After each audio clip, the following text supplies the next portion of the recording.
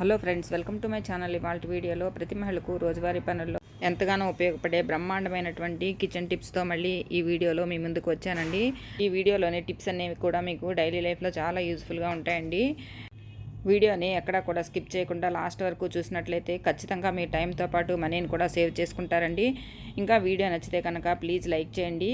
Video యూజ్ఫుల్గా ఉంది అనిపిస్తే మీ ఫ్రెండ్స్కి ఇంకా ఫ్యామిలీ మెంబర్స్కి షేర్ చేయండి.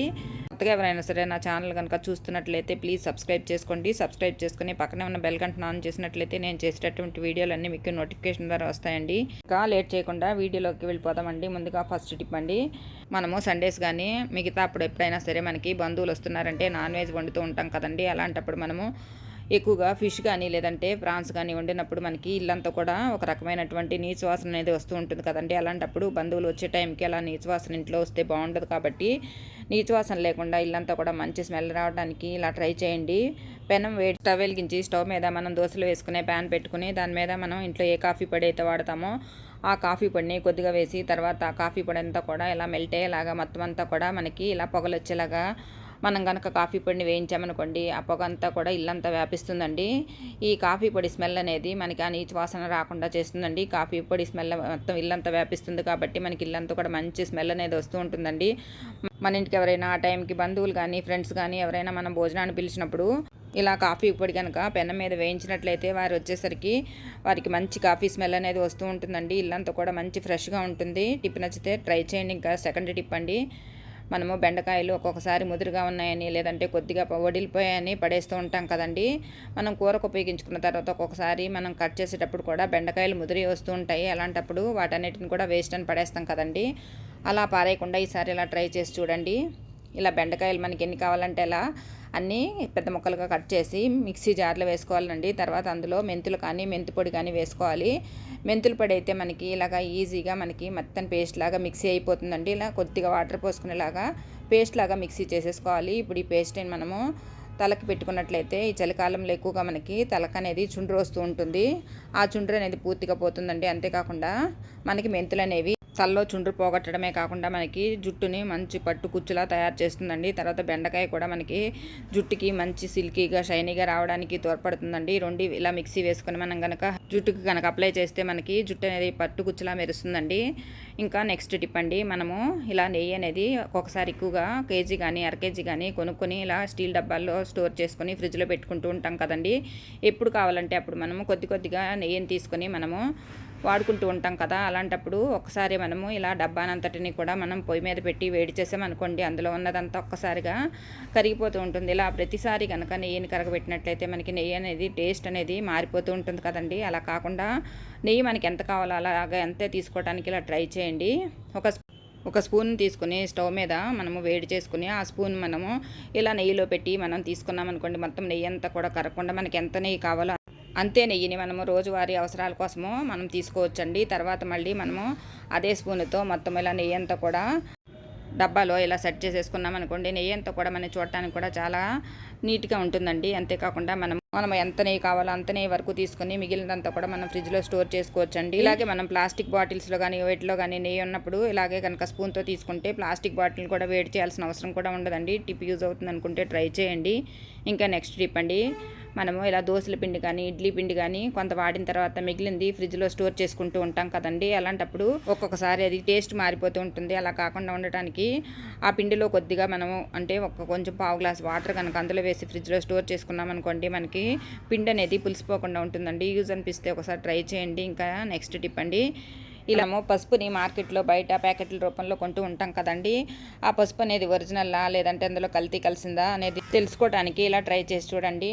ఒక గాజు గ్లాసులో ఒక 3/4 వరకు వాటర్ తీసుకున్నానండి. అందులో కొద్దిగా పసుపు వేసుకోవాలి. తర్వాత అందులో మనకి ఇలా సర్ఫ్ కానీ మనం ఏదైతే డిటర్జెంట్ పౌడర్ వాడతామో ఆ పౌడర్ని కొద్దిగా వేసుకోవాలండి. అలా వేసుకున్న తర్వాత ఒక స్పూన్తో కలపాలి. ఇలా స్పూన్తో కలిపినప్పుడు మనకి వెంటనే రెడ్ కలర్లో కనుక వాటర్ మారినట్లయితే మనకి అది ఒరిజినల్ పసుపు అని అర్థమవుతుందండి. అంతేకాకుండా అది కలర్ మారకుండా అది పసుపులాగా ఉండిపోయింది అనుకోండి, అది మనకి ఒరిజినల్ పసుపు కాదని మనకి అర్థమవుతుందండి. మనకి ఒరిజినల్గా ఉండే పసుపు అనేది మనకి వెంటనే కలర్ చేంజ్ అవుతుందండి. ఒరిజినల్ పసుపుకి సోప్ కానీ సర్ఫ్ కానీ కలిపితే ఇలా ఎర్రగా మారుతుందండి. టిప్ యూజ్ అవుతుంది అనుకుంటే ఒకసారి ట్రై చేయండి. ఇంకా నెక్స్ట్ టిప్ అండి, మన ఇంట్లో ఇలాంటి ఎక్స్పైర్ అయిపోయిన ట్యాబ్లెట్స్ అనేవి ఉంటూ ఉంటాయి కదండి. ఈ ట్యాబ్లెట్స్ అన్నీ కూడా మనం వేస్ట్ అని డస్ట్బిన్లో పారేస్తూ ఉంటాము. అలా కాకుండా ఈసారి ఇలా ట్రై చేసి చూడండి. ఎక్స్పైరీ అయిపోయిన ట్యాబ్లెట్స్ని ఇలా తీసుకొని ఒక్కొక్క కుండీలోనూ మనకి ఒక్కొక్క ట్యాబ్లెట్ని ఇలా వేసామనుకోండి, ఇవి మొక్క పెరుగుదలకి ఎంతగానో ఉపయోగపడతాయండి. ఇవి కుండీలో మనము వాటర్ పోసినప్పుడు మనకి ఈ ట్యాబ్లెట్ అనేది మెల్లిమెల్లిగా కరిగి మొక్కలో మట్టిలోకి చేరుతుందండి. తర్వాత మొక్క పెరుగుదలకు చాలా దోహదం చేస్తుంది. అంతే కాకుండా మొక్కలు ఏమైనా సరే చెడు ఫంగస్ లాంటివి లేదంటే ఏదన్నా తెగుళ్ళు లాంటివి ఉన్నట్లయితే అవన్నీ కూడా చనిపోతాయండి. తర్వాత పూలు కూడా చాలా బాగా పోస్తాయి. యూజ్ అవుతుంది అనిపిస్తే టిప్ని ట్రై చేయండి. ఇంకా నెక్స్ట్ టిప్ అండి, ఇలా ఒక బంగాళదుంపని తీసుకుని దాని మీద పొట్టంతా తీసేసి తర్వాత ఇదంతా కూడా ఇలాగ మనకి పీలర్ ఉంటుంది కదండి, ఆ పీలర్ కూడా మనకి ఇలాగా గ్రేట్ చేసేది ఉంటుంది కదా, దాని మీద ఇలాగ మెత్తని పేస్ట్ లాగా ఉండేలాగా మనం మొత్తం అంతా తురుముకోవాలండి. ఇలా తురిమిన తర్వాత ఇప్పుడు ఇదంతా కొంచెం గట్టిగా పిండినట్లయితే మనకి ఇలాగా బంగాళదుంపలో నుంచి ఇలా వాటర్ వస్తుందండి. ఈ వాటర్ని ఇలా కలెక్ట్ చేసుకోవాలి.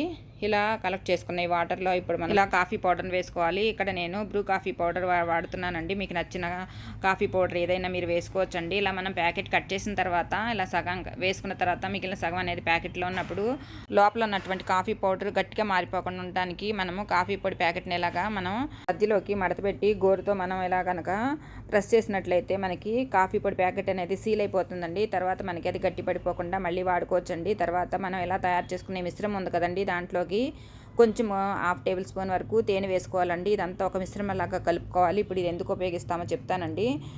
ఈ చలికాలంలో మనకి మొక్క మీద ఎక్కువగా ఫేస్ అంతా కూడా డ్రైగా మారిపోతూ ఉంటుంది. అంతేకాకుండా ఫేస్ మీద అక్కడక్కడ కూడా ట్యాన్ లాగా పట్టేస్తూ ఉంటుంది.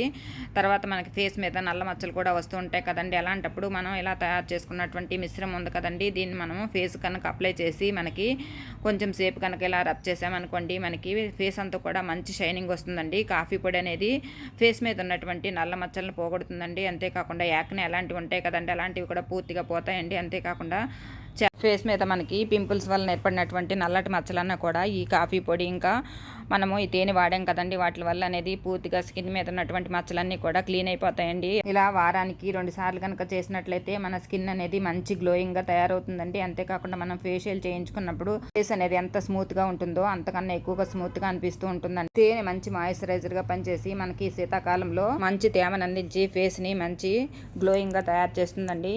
ఈ మిశ్రమాన్ని మనము ఫేస్కే కాకుండా చేతులకి మెడకి కూడా అప్లై చేసుకోవచ్చండి. నేను ఇక్కడ మీకు చూపించడానికి చేతులకి అప్లై చేసి చూపిస్తున్నాను. చూడండి స్కిన్ అనేది ఎంత బాగా షైనీగా మెరుస్తుందో.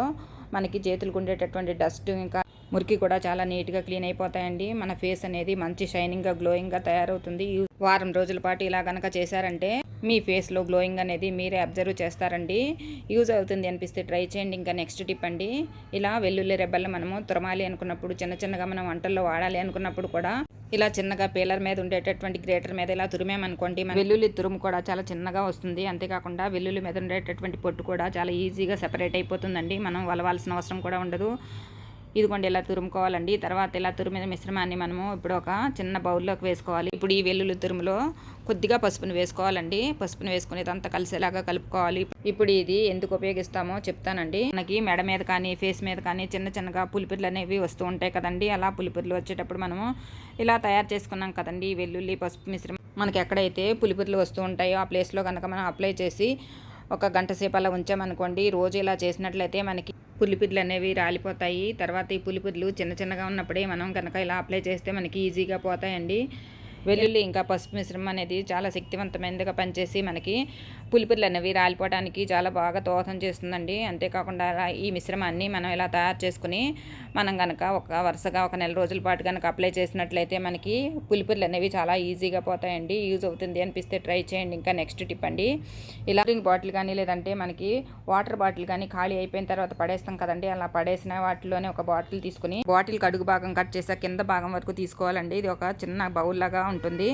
ఇందులో ఇప్పుడు మనకి వంటల్లో వాడే ఉప్పు ఉంటుంది కదండి, ఆ ఉప్పుని ఒక 2 స్పూన్ల వరకు వేసుకోవాలండి. తర్వాత అందులోనే నాఫ్థలిన్ బాల్స్ని 2 తీసుకుని ఇలాగా మెత్తని పొడిలాగా దంచి వేసుకోవాలి. వీటిని మనము కలరా ఉండలని కూడా అంటాం కదండి. తర్వాత 2 కర్పూర బిళ్ళలు కూడా మెత్తగా దంచేసి వేసుకోవాలి. తర్వాత అందులోనే 1 స్పూన్ వరకు వంట సోడా కూడా వేసుకోవాలి. తర్వాత బట్టలకు వాడే కంఫర్ట్ కానీ లేదంటే సాఫ్ట్ టచ్ కానీ ఏదైనా సరే 1 స్పూన్ వరకు వేసుకోవాలి. ఈ మిశ్రమం అంతా కలిసేలాగా కలుపుకోవాలండి. ఇది ఇప్పుడు ఎందుకు వాడతామంటే మనము బాత్రూంలో ప్రతిసారి టాయిలెట్ అనేది క్లీన్ చేస్తూ ఉంటాము. ఒక్కొక్కసారి మనము టాయిలెట్ని క్లీన్ చేసినా కూడా మనకి బాత్రూమ్ నుంచి ఒక రకమైనటువంటి బ్యాడ్ స్మెల్ వస్తుంది కదండి. అలాంటప్పుడు మనము పొడిలా చేసుకున్నటువంటి మిశ్రమాన్ని కనుక బాత్రూంలో పెట్టినట్లయితే మనకి బాత్రూంలో నుంచి చెడు వాసన అనేది రాకుండా ఉంటుందండి. తర్వాత ఇలా మనం తయారు చేసుకున్న దాన్ని అల్మారాలో కూడా పెట్టుకున్నట్లయితే బట్టల నుంచి కూడా మంచి సువాసన అనేది వస్తూ ఉంటుందండి. టిప్ యూజ్ అవుతుంది అనిపిస్తే ట్రై చేయండి. ఇంకా నెక్స్ట్ టిప్ అండి, మనము మార్కెట్ నుంచి ఇలా కొత్తిమీరని తెచ్చుకున్న తర్వాత దాంట్లో ఉన్నటువంటి ఏదైనా మనకి ఇలా పాడైపోయింది కానీ, లేదంటే ఏదైనా కుళ్ళిపోయినాయి కానీ, లేదంటే గడ్డి అలాంటిదంతా కూడా నీట్గా క్లీన్ చేసుకుంటాం కదండి. ఇలా క్లీన్ చేసిన తర్వాత ఈసారి కొత్తిమీర అనేది మనకి ఫ్రిడ్జ్లో స్టోర్ చేసుకోకుండా బయట కూడా ఎక్కువ రోజులు నిల్వ ఉండాలంటే ఇలా ట్రై చేయండి. ఇలా మొత్తం అంతా క్లీన్ చేసిన తర్వాత మనకి ఇలా ప్లాస్టిక్ బాటిల్స్ ఉంటాయి కదండి, వాటర్ బాటిల్ కానీ కూల్ డ్రింక్ బాటిల్ కానీ ఒకదాన్ని ఇలా పెద్ద బాటిల్ తీసుకోవాలండి. తర్వాత దాన్ని ఇలాగా పైన వీడియోలో చూపించిన విధంగా చాకుని వేడి చేసి ఇలా కట్ చేసుకోవాలండి. ఇలా పైన లేబుల్ తీసేసి మనం ఇలా చాకుతో కట్ చేసి పై భాగాన్ని వేరు చేయాలి. తర్వాత ఆ బాటిల్లో సగానికి వాటర్ని పోసుకోవాలి. తర్వాత మనం రెడీగా చేసుకున్నాం కదండి కొత్తిమీర అనేది శుభ్రం చేసుకుని పెట్టుకున్నాం కదా, కొత్తిమీరని కనుక ఈ బాటిల్లో కనుక స్టోర్ చేసుకుంటే కొత్తిమీర అనేది వారం రోజుల వరకు కూడా నిల్వ ఉంటుందండి. కొత్తిమీరకి కింద వేళ్ళని కట్ చేయకుండా మనము ఇలా బాటిల్లో కనుక స్టోర్ చేసుకున్నట్లయితే మనకి కొత్తిమీర అనేది వడిలిపోకుండా కూడా ఉంటుంది. అంతేకాకుండా కొత్తిమీర మనం ఫ్రిడ్జ్లో స్టోర్ చేయకపోయినా కూడా వారం రోజుల వరకు కూడా చాలా ఫ్రెష్గా ఉంటుందండి. ఇదే కనుక మనం ఫ్రిడ్జ్లో స్టోర్ చేయాలనుకున్నప్పుడు పైన మనం కట్ చేసిన బాటిల్ మూత ఉంది కదండి, ఆ బాటిల్ మూతను ఇలా పైన పెట్టేసుకొని మనం ఫ్రిడ్జ్లో కనుక స్టోర్ చేసుకున్నా కూడా మనకి ఫ్రిడ్జ్లో 15 రోజుల వరకు కూడా చాలా ఫ్రెష్గా నిల్వ ఉంటుందండి. టిప్ యూజ్ అవుతుంది అనుకుంటే ట్రై చేయండి. ఇంకా తర్వాత టిప్ అండి, మనము దోశల పేనం మీద దోశలు వేసినప్పుడు ఒక్కొక్కసారి దోశ పేనం నుంచి రాక మనకి దోశ అనేది మాడిపోతూ ఉంటుంది. తర్వాత పేనం కూడా చాలా హీట్ ఎక్కిపోయి పేనం కూడా మాడిపోతూ ఉంటుంది. ఇంకా దోశలు వేసినప్పుడు దోశలు అనేవి పేనం నుంచి అతుక్కుపోయి రాకుండా ఉంటాయి కదండి. అలాంటప్పుడు దోశల పేనం మీద దోశ వేసినప్పుడు మళ్ళీ మనకి ఎప్పటిలానే దోశలు రావడానికి, తర్వాత పేనం మీద జిడ్డు ఇంకా మాడిపోయినటువంటి పేనాన్ని క్లీన్ చేయడానికి ఈజీగా ఉండేటటువంటి టిప్ ఒకటి చెప్తానండి.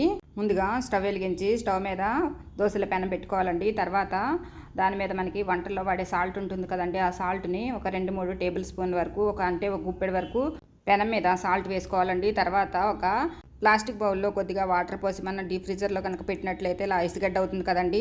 అలా పెట్టుకున్న తర్వాత ఐస్ గడ్డను మనం ఇలా తీసుకొని ఇప్పుడు మనం సాల్ట్ వేసుకున్నాం కదండి, ఆ సాల్ట్ వేసుకున్న పెనం మీద ఈ ఐస్ క్యూబ్ని వేసుకోవాలి. తర్వాత ఒక ఫోర్క్ స్పూన్ తీసుకొని ఐస్ క్యూబ్ మీద మనం పెనం అంతా కూడా ఇలా సాల్ట్ ఇంకా ఐస్ క్యూబ్ని కలిపి తిప్పుతూ ఉన్నట్లయితే మనకి సాల్ట్ ఇంకా ఐస్ క్యూబ్ కూడా ఇలా కరిగి వాటర్ లాగా మారుతుందండి. అదంతా కూడా మనకి పెనం మీద ఉన్నటువంటి మాడిపోయిన జిడ్డు ఇంకా మురికి అలాంటిదంతా కూడా ఈజీగా క్లీన్ చేస్తుంది. ఇలా ఐస్ క్యూబ్ అంతా కూడా కరిగే వరకు మనము ఈ సాల్ట్ కూడా కరిగే వరకు ఒక 5-10 నిమిషాలు ఇలా తిప్పుతూ ఉండాలండి. దాని మీద ఉండేటటువంటి మురికి జిడ్డు అంతా కూడా పోతుంది. తర్వాత వాటర్ అంతా తీసేసి కొద్దిగా టూత్పేస్ట్ వేసుకోవాలండి. దాని మీద టూత్పేస్ట్ వేసుకుని కొద్దిగా సాల్ట్ వేసి మనం కనుక పేనాన్ని కనుక రుద్దినట్లయితే మనకి దోశల పేనం అంతా చాలా నీట్గా క్లీన్గా అయిపోతుందండి. తర్వాత ఇది నార్మల్ వాటర్తో మళ్ళీ మనము కడిగిన తర్వాత మళ్ళీ మనము దోశలు వేసుకోవడానికి వాడుకోవచ్చండి. ఇప్పుడు దోశలు వేసుకోవడానికి కూడా పేనం అనేది ఎటువంటి జిడ్డు మాడు లేకుండా నీట్గా క్లీన్ అయిపోతుందండి. తర్వాత మనం ఎప్పటిలాగానే మళ్ళీ దీని మీద దోశలు వేసుకోవచ్చండి.